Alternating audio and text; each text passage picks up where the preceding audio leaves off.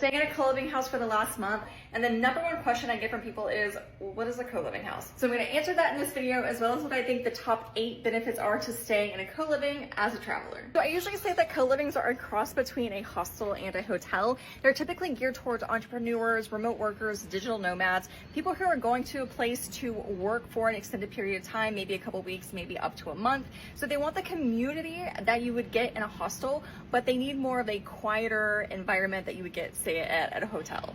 Benefit number 1 is that built-in community piece. So similar to a hostel, there's usually an on-site manager, and they are planning and organizing events for the people who are staying there. So where I'm currently staying, we had a volleyball night, a movie night, a language exchange night, a pool party night. We had different events that kind of like brought us together. Benefit number 2 is having private rooms. This is where it's a bit more like a hotel and less like a hostel. Because co-livings are geared towards 30, 40-year-old professionals, private rooms are more common than not. And some of them, you might also have your own private bathroom. Here where I'm at in Puerto Escondido, we have shared bathrooms. Number 3, dedicated workspaces. So I mentioned that co-livings are geared towards remote workers, digital nomads, people who are coming and working and staying for a little bit of time.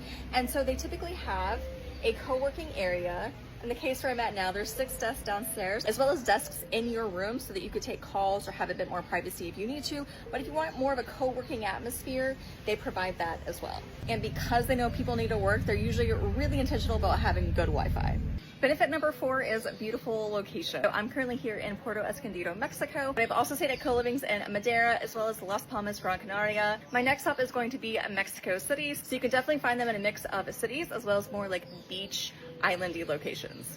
Benefit number 5 is an on-site manager. So this could be the same or different from the community manager, but it's usually someone who you can call if there's anything wrong with the building or you need something or you just have a question. Benefit number 6 is really comfortable communal areas. So here we have a nice kitchen, plenty of supplies, things that you need, seating area, as well as a couch hangout area. And where I am headed right now is out to the pool. Benefit number 7 is a flexible stay. So typically the longer you stay, the bigger discount that you're going to get. And it's not uncommon to meet people who are staying for a month or even 2 months at a co-living. And the 8th benefit is that they're usually in really good locations with city access. So access to public transportation, markets, gyms, cafes, restaurants, or in our case, just a 1 to 2 minute walk to the beach.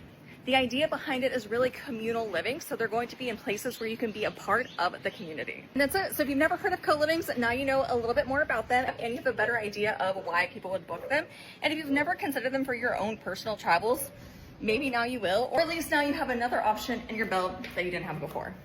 And I wish you all happy travels.